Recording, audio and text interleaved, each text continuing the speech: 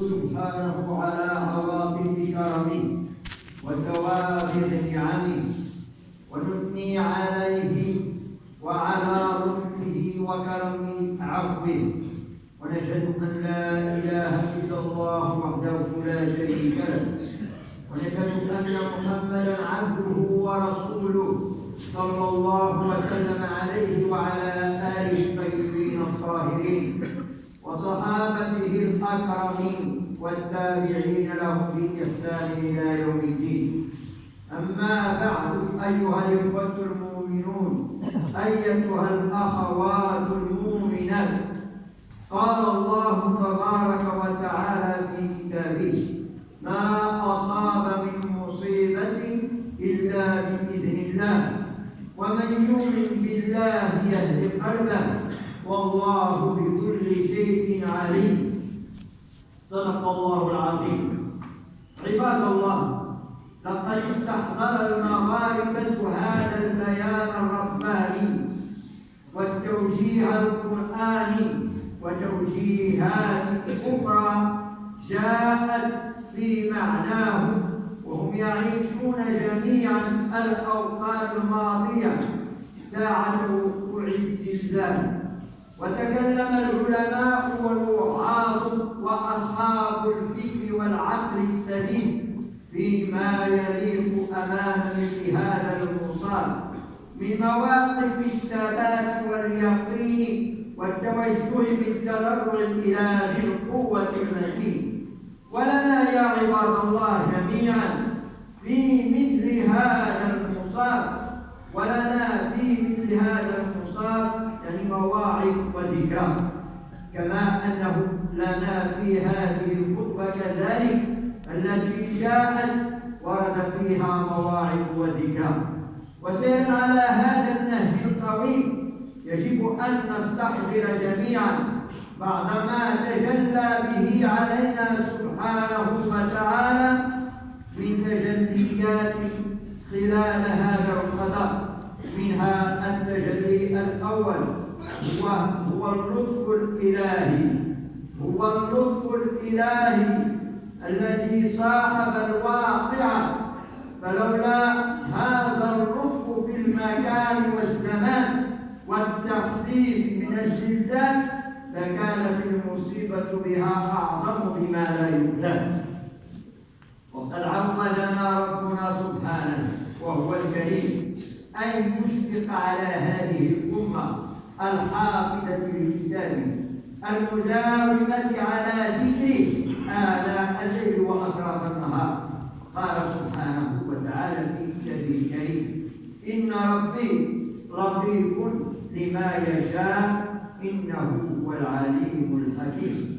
عباد الله، التجلي الثاني الصبر والرضا اللذان ظهرا على حال إخواننا وأخواتنا الذين نزل بهم القدم في تلك الجبال، حيث لم يستسلموا للجزع ولم يلقوا اللائمة على أحد، وإنما عكفوا على العمل الصالح وعلى الخير والتعاون على البر والتقوى، وعكفوا على دفن الموتى والعناية بالجرحى والبحث عن المفقودين وطمأنينة المصدومين ومواساة بعضهم البعض بانتظار وصول العون من خارج تلك المناطق.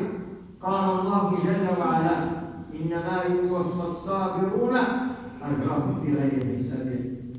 إنما يوفى الصابرون أجرهم بغير حساب.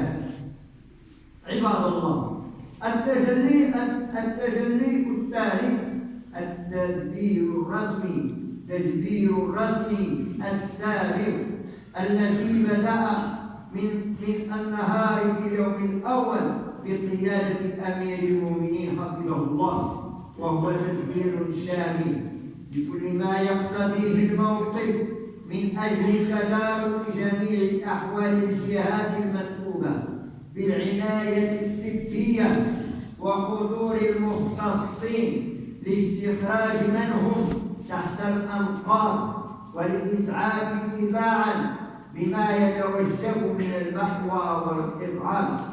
ثم كل هذا كذلك ما وجه إليه حفظه الله من المواساة وإصلاح ما يمكن إصلاحه من الضرر حتى تستأنف الحياة العادية في تلك المنطقة الجريحة.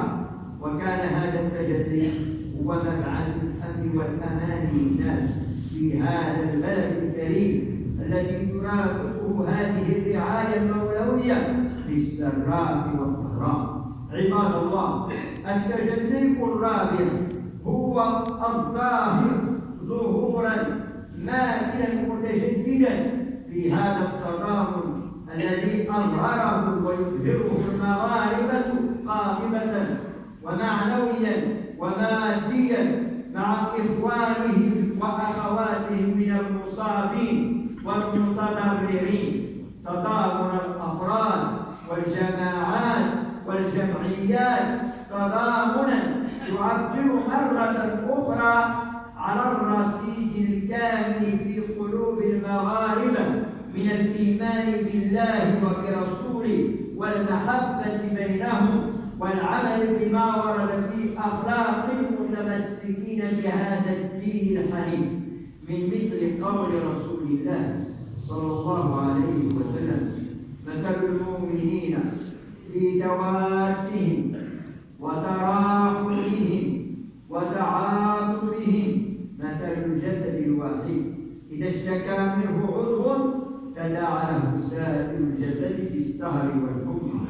أيها الناس، عباد الله، نكتفي بهذا القدر فأكثروا يا عباد الله من تقوى الله تعالى، وكونوا ممن أرضاكم لله، وكونوا أرضاكم لله، وكونوا من المعتبرين بكل ما يقع في الكون من معجزات وما يقع فيه من الأحداث، وكونوا ربانيين. عسى الله أن يهدي قلوبنا وأن يجنبنا الفتن والزلازل والمحن. آمين.